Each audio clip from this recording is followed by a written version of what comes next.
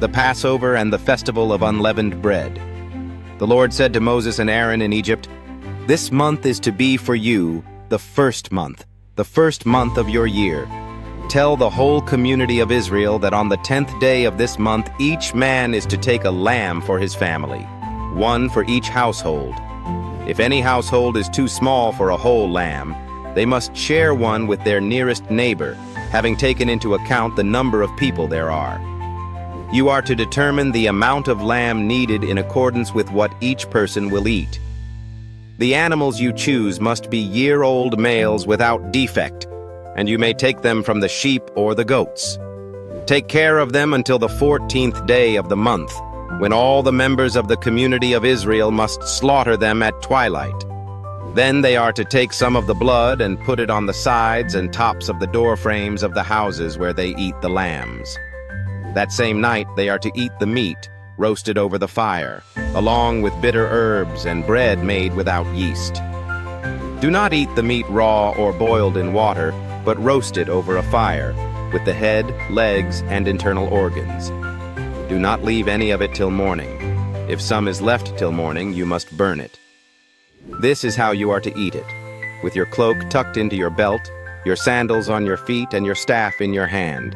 Eat it in haste. It is the Lord's Passover. On that same night I will pass through Egypt and strike down every firstborn of both people and animals, and I will bring judgment on all the gods of Egypt. I am the Lord. The blood will be a sign for you on the houses where you are, and when I see the blood I will pass over you. No destructive plague will touch you when I strike Egypt. This is a day you are to commemorate. For the generations to come you shall celebrate it as a festival to the Lord, a lasting ordinance. For 7 days you are to eat bread made without yeast. On the first day, remove the yeast from your houses, for whoever eats anything with yeast in it from the first day through the 7th must be cut off from Israel.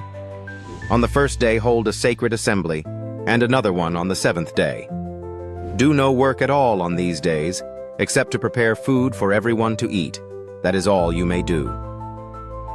Celebrate the festival of unleavened bread, because it was on this very day that I brought your divisions out of Egypt.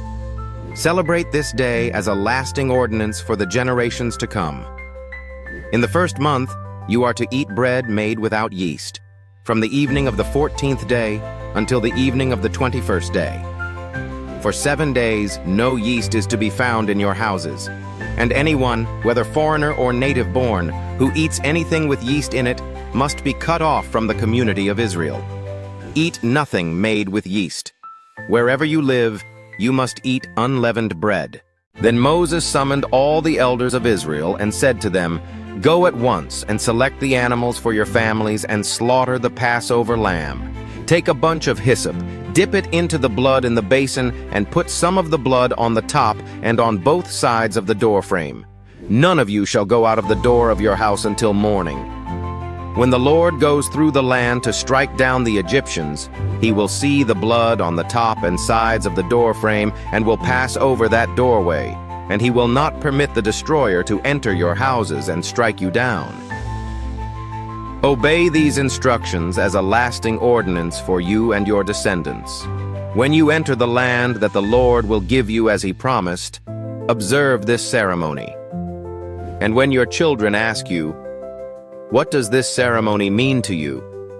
then tell them, 'It is the Passover sacrifice to the Lord, who passed over the houses of the Israelites in Egypt and spared our homes when he struck down the Egyptians.' Then the people bowed down and worshipped. The Israelites did just what the Lord commanded Moses and Aaron. At midnight, the Lord struck down all the firstborn in Egypt, from the firstborn of Pharaoh who sat on the throne to the firstborn of the prisoner who was in the dungeon, and the firstborn of all the livestock as well. Pharaoh and all his officials and all the Egyptians got up during the night, and there was loud wailing in Egypt, for there was not a house without someone dead. The Exodus. During the night Pharaoh summoned Moses and Aaron and said, "Up, leave my people, you and the Israelites. Go, worship the Lord as you have requested. Take your flocks and herds, as you have said, and go. And also, bless me." the Egyptians urged the people to hurry and leave the country. For otherwise, they said, we will all die. So the people took their dough before the yeast was added and carried it on their shoulders in kneading troughs wrapped in clothing. The Israelites did as Moses instructed and asked the Egyptians for articles of silver and gold and for clothing. The Lord had made the Egyptians favorably disposed toward the people, and they gave them what they asked for, so they plundered the Egyptians.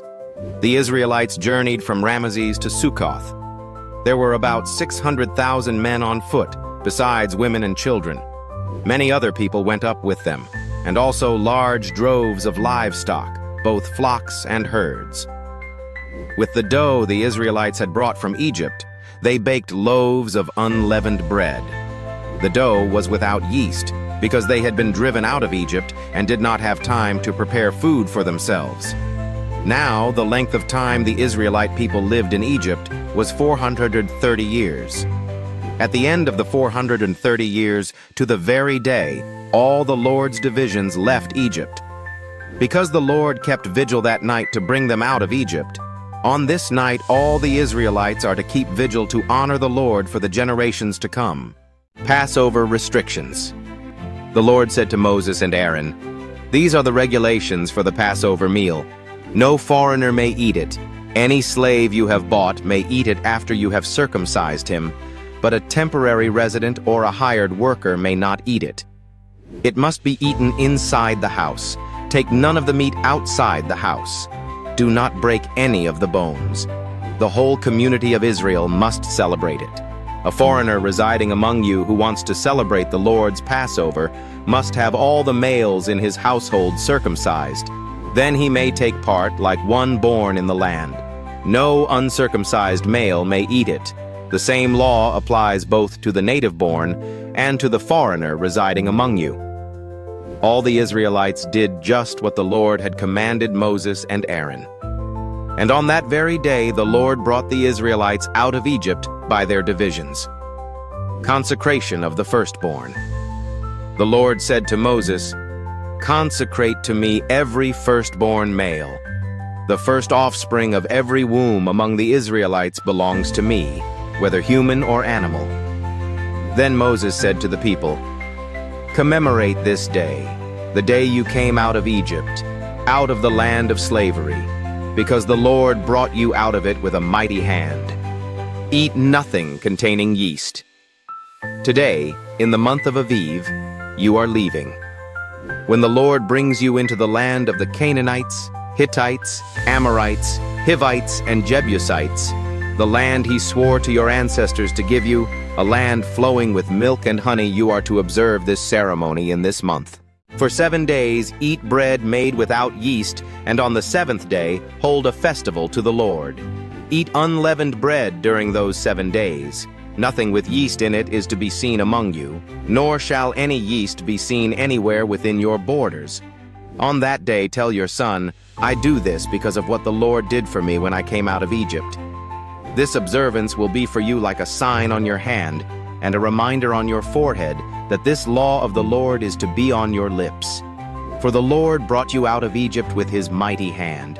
You must keep this ordinance at the appointed time year after year. After the Lord brings you into the land of the Canaanites and gives it to you, as he promised on oath to you and your ancestors, you are to give over to the Lord the first offspring of every womb. All the firstborn males of your livestock belong to the Lord.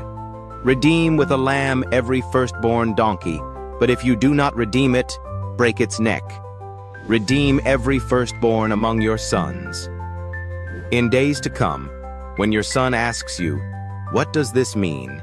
say to him, "With a mighty hand the Lord brought us out of Egypt, out of the land of slavery. When Pharaoh stubbornly refused to let us go, the Lord killed the firstborn of both people and animals in Egypt. This is why I sacrifice to the Lord the first male offspring of every womb and redeem each of my firstborn sons. And it will be like a sign on your hand and a symbol on your forehead that the Lord brought us out of Egypt with his mighty hand." When Pharaoh let the people go, God did not lead them on the road through the Philistine country, though that was shorter. For God said, if they face war, they might change their minds and return to Egypt. So God led the people around by the desert road toward the Red Sea. The Israelites went up out of Egypt ready for battle. Moses took the bones of Joseph with him because Joseph had made the Israelites swear an oath. He had said, God will surely come to your aid, and then you must carry my bones up with you from this place. After leaving Sukkoth, they camped at Etham on the edge of the desert. By day the Lord went ahead of them in a pillar of cloud to guide them on their way, and by night in a pillar of fire to give them light, so that they could travel by day or night.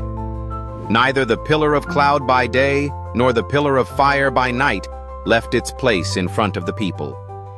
Then the Lord said to Moses, Tell the Israelites to turn back and encamp near Pi-hahiroth, between Migdol and the sea. They are to encamp by the sea directly opposite Baal-zephon. Pharaoh will think, the Israelites are wandering around the land in confusion, hemmed in by the desert. And I will harden Pharaoh's heart, and he will pursue them. But I will gain glory for myself through Pharaoh and all his army, and the Egyptians will know that I am the Lord. So the Israelites did this. When the king of Egypt was told that the people had fled, Pharaoh and his officials changed their minds about them and said, What have we done? If you love Jesus, type Amen like, and subscribe for more Bible verses. Engaging with our videos helps share God's message with others. Be sure to check out the first version of Exodus, Moses from birth to leading the Israelites out of Egypt. See you next time.